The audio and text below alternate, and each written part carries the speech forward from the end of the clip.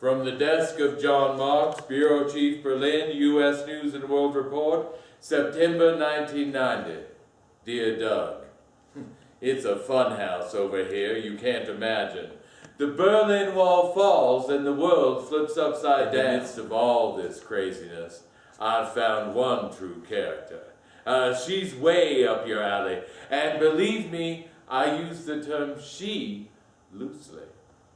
I'd love to interview her, make her my first official article for U.S. News and World Report, but I'm afraid my editor will say her story is too extreme.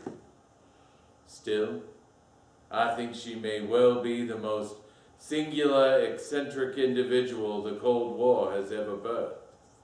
Have I piqued your interest? Love, John. Piqued? Indeed. It's August 8, 1992. I've been in Berlin for 2 days now. I'm sleeping on John's floor. Today we went to the Reichstag. There were demonstrations because Christo wants to cover it in pink tulle.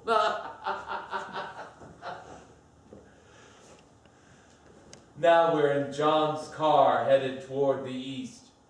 Through the windshield I can see fragments of the wall still standing.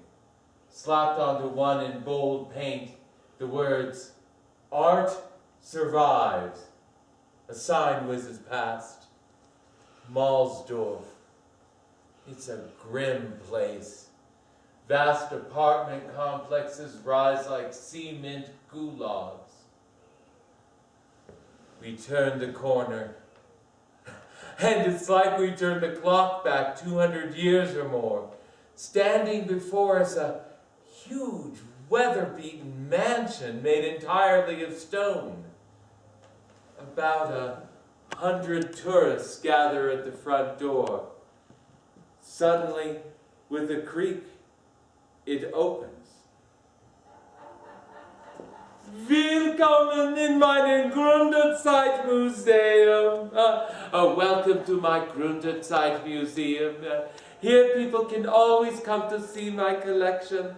Everything the Gründerzeit. Here is an old sweater I made for Alfred when he was in prison. And the buttons, the brass buttons, are from an old coat of my grand uncle when he served under the Kaiser himself. These hands have laid mortar and brick, they have carved walnut, but for Alfred, they learned to knit. It is beautiful, yet